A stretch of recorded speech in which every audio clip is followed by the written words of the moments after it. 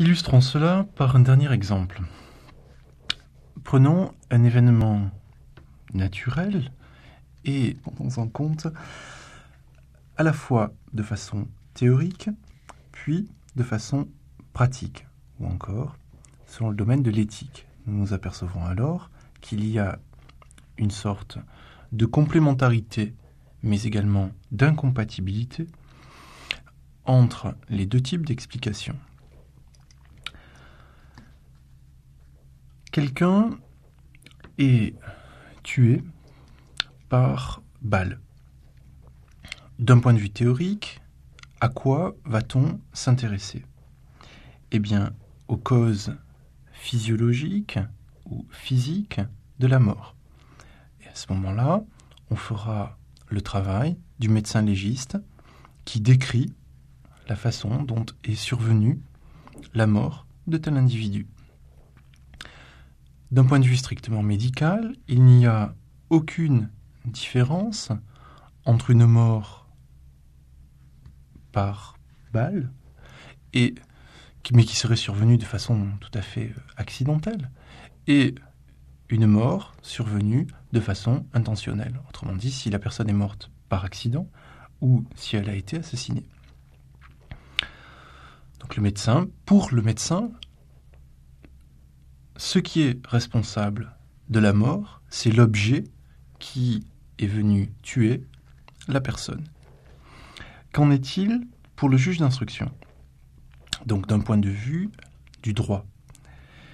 Eh bien, la responsabilité de la mort n'est pas imputée, comme d'un point de vue physique, à la balle. Ce n'est pas la balle qu'on va emprisonner ou qui va être tenue pour responsable et passer en jugement, mais la personne qui est à l'origine du tir. C'est ce concept d'origine qui nous permet finalement de faire la différence entre le point de vue théorique et le point de vue éthique. En effet, la responsabilité, c'est en quelque sorte l'origine première de l'événement. Est responsable la personne qui a initié l'action. Or, en physique, un tel concept n'existe pas. En physique, il n'y a pas de cause première. Autrement dit, il n'y a pas de causalité inaugurale et en cela, il ne peut pas y avoir de responsabilité. En effet, toute cause entraîne un effet, mais est elle-même causée par une cause antérieure, et cela à l'infini. Ce que les savants appellent l'origine ou le temps zéro, ce n'est non pas une origine des choses, mais la limite de notre connaissance dans le domaine de la physique. Donc il semblerait strictement nécessaire de maintenir la différence entre le théorique et le pratique, c'est-à-dire ce qui dépend des lois de la liberté, ou encore l'éthique, au sens le plus large, si l'on tient du moins à faire une différence entre la responsabilité morale et juridique des individus et les lois des mobiles qui meublent l'univers. Autrement dit, si nous ne faisons pas cette différence, d'un point de vue théorique, nous tombons dans l'animisme, c'est-à-dire les objets ont une volonté, et agir sur eux, ce n'est pas déployer la technique, mais plutôt déployer ces types de pratiques religieuses, le plus souvent, dont quelques-unes ont été largement tournées en ridicule par notre société, comme par exemple la danse de la pluie. Savoir s'il va pleuvoir dépendrait d'indices mystiques et il serait possible de déclencher la pluie par invocation des dieux. Donc, si les événements naturels dépendent d'une volonté, voire en ont une, il faut s'adresser à eux comme à des personnes pour entraîner les actions, et non pas comprendre leurs lois. Autrement dit, la physique telle que nous la concevons n'est pas possible. D'autre part, l'éthique, si on la confond avec la physique, n'est pas non plus possible, dans la mesure où on ne voit pas pourquoi on pourrait soutenir le moindre concept de responsabilité.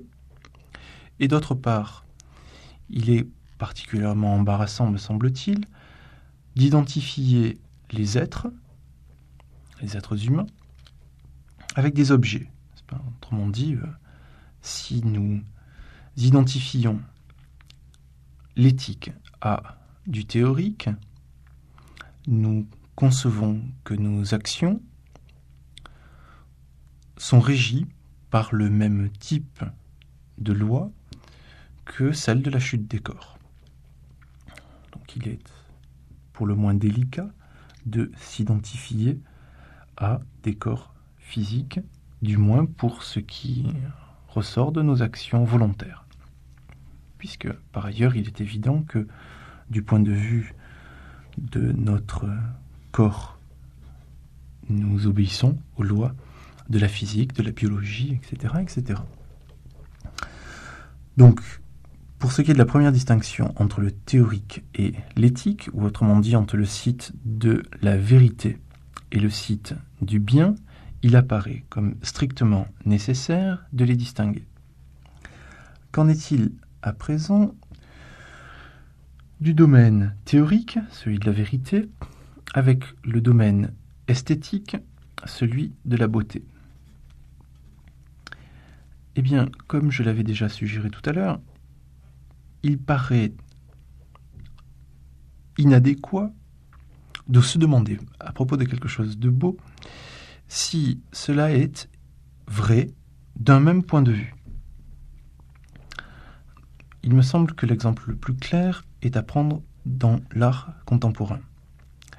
Paul Klee, dans la conférence sur l'art moderne, explique de façon très prosaïque qu'il n'y a rien de plus exaspérant pour un peintre que de s'entendre dire que le portrait qu'il fait n'est pas ressemblant. D'où vient cette exaspération ? Une première interprétation consisterait à dire que cette exaspération découle d'une réelle absence de ressemblance, et ce serait au fond comme dire d'une proposition qu'elle n'est pas adéquate aux choses qu'elle prétend décrire.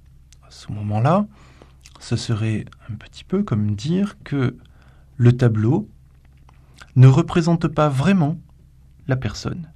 Donc ce n'est pas une vraie image de la personne en ce qu'elle n'est pas conforme à ce que nous pouvons percevoir de cette personne. Si telle est la bonne interprétation, le site esthétique pourrait tout à fait s'approcher du domaine de la vérité, donc du domaine théorique. Mais telle n'est pas la bonne interprétation. En effet, ce que conteste Paul Klee, et avec lui tout l'art contemporain, c'est que les images produites par l'art doivent correspondre à la réalité des choses. Tout se passe plutôt dans l'art moderne comme si les choses, le réel, étaient un prétexte à une production artistique qui en fait se sépare par la suite totalement du rapport avec ce qui lui a servi d'élan ou de tremplin. Et ce fait n'est pas propre à ce que nous appelons l'art abstrait. Ainsi, on considère en général que l'art de Paul Klee est un art représentatif. On se souviendra également de l'anecdote que l'on raconte à propos de Michel-Ange. Celui-ci en sculptant le tombeau des Médicis, se serait vu reprocher par Laurent de Médicis l'absence de ressemblance entre la statue de ce dernier et son apparence physique. Et Michel-Ange aurait répondu « Certes, vous n'êtes pas comme je vous représente, mais ne vaudrait-il pas mieux que les générations futures se souviennent de vous comme je vous sculpte et non pas comme vous êtes ?» Il y aurait là quelques ironie ou sarcasme de la part de l'artiste. Mais que pouvons-nous tirer de là ? Eh bien que l'art s'était déjà libéré d'un rapport de correspondance exacte entre la production artistique, qu'il s'agisse de peinture ou de sculpture, et les choses. Y a-t-il cependant là quelque chose de nécessaire, ou bien n'est-ce qu'une tendance historique des productions esthétiques ? On peut juger de cela en examinant la valeur qu'accorde l'esthétique aux théories qui assignent à l'art la reproduction du réel. Platon est, de ce point de vue-là, un excellent témoin lorsqu'il nous conte la mésaventure de Zeuxis. Zeuxis était un peintre dont le tableau était tellement parfait que, alors qu'il représentait des raisins, des oiseaux sont venus le picorer. Et un élève de Zeuxis serait parvenu à dépasser le maître lorsque il aurait peint sur un tableau un rideau que Zeuxis lui-même voulut écarter. Dès lors, là où Zeuxis n'a réussi qu'à tromper les oiseaux, l'élève a réussi à tromper Zeuxis. Si l'on s'en tient à une telle description de la tâche de la peinture, il semble bien que celle-ci soit vouée à une sorte d'hyper-réalisme qui doive lui assigner pour seule tâche de reproduire le plus fidèlement possible l'apparence des choses. Et dès lors, comme le fait Platon, elle va toujours, cette production artistique, être en deçà du réel, dans la mesure où elle ne fait que le reproduire. Il s'agit d'une production seconde du réel. Et c'est ce qui illustre très bien le paradigme connu des trois lits qu'expose Platon dans la République. Il nous apprend ainsi que, selon lui, et dans le cas où l'art est voué à reproduire la réalité effective des choses, cet art est forcément en décalage avec la réalité. Examinons cela. Pour Platon, la plus haute réalité est donnée dans ce qu'il appelle l'idée du lit. L'idée du lit, c'est ce que aujourd'hui nous appellerions l'essence ou le concept du lit. Pour Platon, il s'agit là de l'essence immatérielle, l'essence non sensible ou encore l'essence purement intellectuelle du lit, ce qui donc correspondrait à son concept. Cette essence est celle qu'a en tête le démiurge, celui qui crée, et elle sert de modèle à l'artisan qui fabrique le lit. Mais le lit fabriqué par l'artisan est forcément en deçà de la réalité démiurgique ou de la réalité idéale du lit, dans la mesure où c'est un lit matériel, un lit sensible, et où donc il est voué au changement, un jour il pourrira et n'existera plus. Donc, ce qui, pour nous, est la réalité empirique, matérielle du lit, est déjà pour Platon, dans la mesure où il s'agit de la réalisation de l'idée du lit, une chute en termes de valeur par rapport à cette idée. L'image qu'un peintre pourrait produire du lit serait, par rapport au lit fabriqué par l'artisan, encore en décalage, car si le lit de l'artisan obéit à la fonction du lit, à savoir que l'on y peut dormir, le lit du peintre ne correspond plus du tout à cette fonction. Le lit du peintre a une fonction ornementale, et dans la mesure où il doit rendre fidèlement l'image du lit,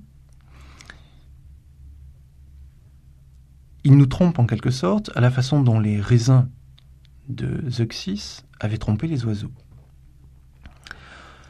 Dès lors, l'image peinte du lit s'inscrit dans un double décalage, qui est également une double déchéance par rapport à l'idée démiurgique du lit.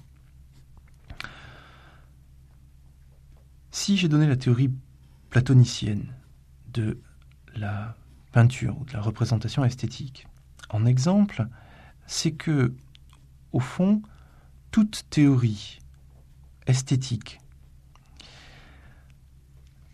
qui vouerait l'art à la reproduction d'une réalité indépendante de celui-ci n'aurait pas d'autre alternative que de faire déchoir l'art au rang de pâle copie du réel.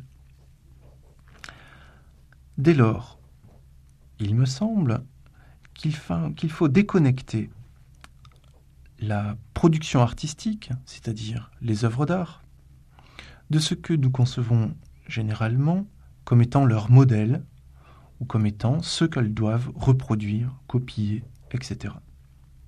Mais en même temps, si nous faisons cela,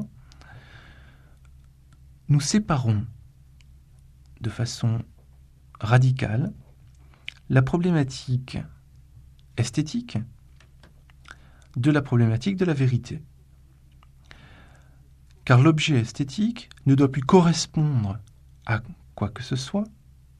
Sa seule vocation, c'est de nous faire éprouver ce que l'on va appeler le beau ou la beauté, à savoir un sentiment. Ainsi, les œuvres d'art n'ont plus pour tâche de reproduire des éléments du réel, fût-ce pour nous les faire mieux percevoir, mais de provoquer en nous le sentiment de beauté. Dès lors, l'esthétique ne peut plus être pensée sur le mode de la problématique de la vérité. La réciproque est-elle vraie ? Autrement dit, est-ce que nous pouvons penser le domaine de la vérité à partir de critères esthétiques ? Il est relativement absurde de juger de la qualité d'une connaissance à partir de sa beauté. Toutefois, on trouve dans le discours des savants des expressions telles que « c'est là une belle démonstration » ou « c'est une démonstration élégante ». Bref, il semble que dans le domaine même du théorique, des critères esthétiques soient parfois à l'œuvre. Que veulent-ils dire ? Une belle démonstration ou une démonstration élégante est en fait une démonstration simple. Le critère esthétique n'est pas un critère de beauté, mais c'est un critère axiomatique. Autrement dit, à partir du plus petit nombre possible d'axiomes, à partir de la plus grande simplicité de l'architectonique logique, on peut expliquer ce qu'il y a à expliquer, ou encore, selon un principe quasi leibnizien, un minimum d'efforts produit un maximum d'effets.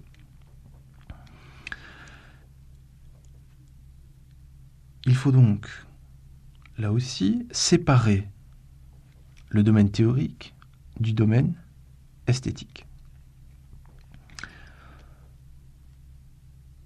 Nous remarquons ainsi que les trois domaines classiquement distingués par la philosophie, le site de la vérité au sens théorique, le site de l'éthique et le site de l'esthétique, doivent, à juste titre,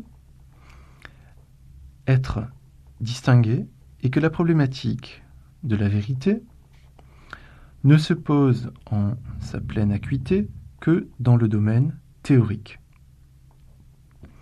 Pour dire encore cela autrement, c'est le domaine théorique qui va répondre avec pertinence ou qui va considérer comme pertinente la question « est-ce vrai ?», alors que le domaine esthétique se définit par rapport à la question « est-ce bien ? Ou est-ce juste ? Est-ce légal ? Etc. » Et le domaine esthétique n'aura de relation qu'avec la question « est-ce beau ?» Pour dire cela négativement, interroger le domaine théorique à partir de la question « est-ce bien ?» ou « est-ce beau ?» cela est parfois possible, mais cela n'est pas la question privilégiée de ce domaine.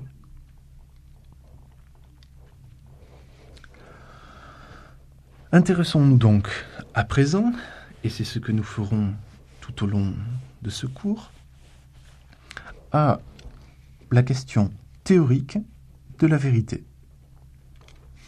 Autrement dit, l'éventualité que nous avions émise au départ, à savoir qu'il y ait un sens moral de la vérité, lorsque cela s'oppose au mensonge, n'est pas déclarée ici inexistante, mais plutôt comme dépendant d'une question plus générale, à savoir le bien et le mal.